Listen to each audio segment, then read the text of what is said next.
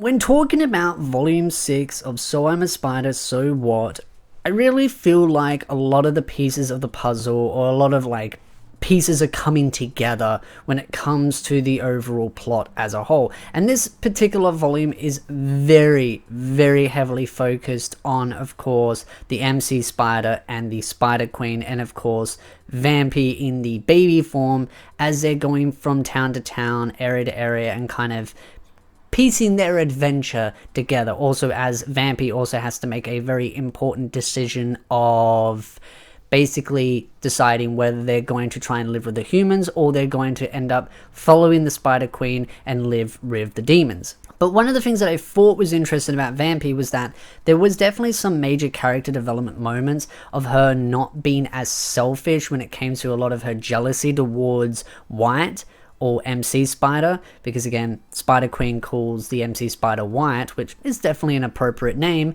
But right after that, it kind of felt like she made one step forward but then two steps back, because she made a major sort of progression when it came to her relationship with White and not being so jealous, and realizing that, White had gone through a lot of issues to get where they were. But then they kind of got selfish in the way they kind of treated their sort of manservant, the fella that is basically serving her and helping her through these difficult situations, that's also now a vampire as well. And she's kind of got this sort of attachment to, well, I'm not letting you go, you have to do as you're told now, even though she kind of gave him free will. It kind of felt a little bit weird, because again, she made one step forward but then kind of was like, well, you're mine now, you'll do as you're told. Same time, I kind of understand why, because she doesn't want to lose them. She again, she's on her own, except for the fact she does have White and she does have the Spider Queen there with her.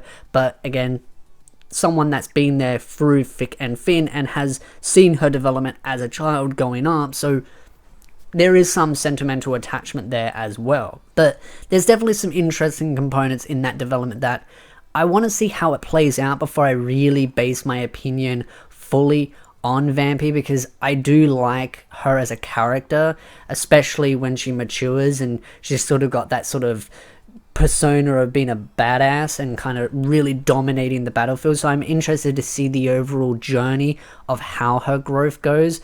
There's also the whole deal with the other spiders, the minds behind, of course, White, and how she gave them all bodies, and they're in the cave and they're in the labyrinth, and they're basically powering up, getting levels, building their army, and of course they get very much out of control. But there's also the wizard that ends up going in there, and he just does training with them, and he's just running around naked. It's kind of a bit weird, a little bit creepy, but again, I guess he was kind of losing his marbles a little bit and then finally gained his sanity again. But what I thought was interesting, he went in there, he did some training. It seemed to be that he definitely got a little bit stronger. But that being said, those spiders got out of control and decided to start going on a rampage. It wasn't so much the rampage that I thought was interesting, it was the reasoning behind it, and realizing that they were following more of an instinct that they gained from, of course, digesting, of course, Mother, as to say. And so, obviously, we knew that the Mother Spider of course, MC, had some desires to want to wipe out the human race. And so then it also came down to, okay, well, why does she want to wipe out the human race? And then you look at the actual Spider Queen and realizing that she has the desire to wipe out the human race. And then it comes down to, okay, then why do you want to do that? And that is what we find out in this volume, that there is another character that seems to have an attachment to her, that also has an attachment to the Knight as well, because he plays a bit of a part. It seems to be something happened with her, that she had to be sacrificed for the greater good of the human race, and so it felt like they weren't appreciative, they just used her, and so that is why the Spider Queen is very angry and wanting to lash out at the human race and wipe them out. But there seems to be 4 factions in this. There seems to be the Word of God, the Goddess faction, the Elves, and then the Gods, or the Administrators. At least that's the 4 factions, because it seems to be some of the Administrators seem to have a bit more of a hands-on approach. See, in the early stages of the volume, I thought it was a hands-off approach. They just watched, and very rarely would they interfere, and it was not really looked upon well. So I kind of saw it as like, another example would be a Stargate reference, would be the Ascendant Beings, where they had all this power, they were able to interfere, but they wouldn't interfere because of the rules. And maybe that is kind of still the case. There might be some that have that rule set, and maybe the knight does interfere against the rules, and maybe he's just doing it, you know, in a way that doesn't get him busted. But Dee seems to know more, because there was one specific part where the knight was about to actually take out White, and then a phone just appears, and then he just goes, all right, I'll stop, and then the phone disappears. So clearly Dee is watching the knight, but then it comes down to a question of, are there other people watching the knight, or is he doing it covertly and Dee's the only one that knows because Dee is keeping a personal eye on him? I do wonder if it's kind of a mix of that with the whole Ancients approach from like Stargate, where there are these ascendant beings that have this power, but most of them are just watching and observing and aren't interfering, while again, also in Stargate, there were some that were trying to interfere and trying to steer other people or other races in a more positive direction and help where needed. I use it as a reference because it seems to be a good analogy to kind of point towards. Again, nothing is going to be one-to-one, and I do like sort of the administrators and how they're interfering in the world, and it seems to be they are a faction of their own. I did mention in my previous volume that I do think there are other gods or administrators that are stronger than Dee and the Knight. I don't think, again, the Knight is stronger than Dee. Clearly, Dee is much stronger than the Knight. I mean, very easy to see right here and in the previous volumes. But I just do wonder if there are other gods and how many are there, because it was already hinted that there were others, but just how many others are there? There's definitely a lot going on in this volume as far as, again, character development goes. There is also some development for White, particularly when the Spider Queen rocks up with a giant keg of alcohol and decides, hey, let's get plastered and start giggling like schoolgirls.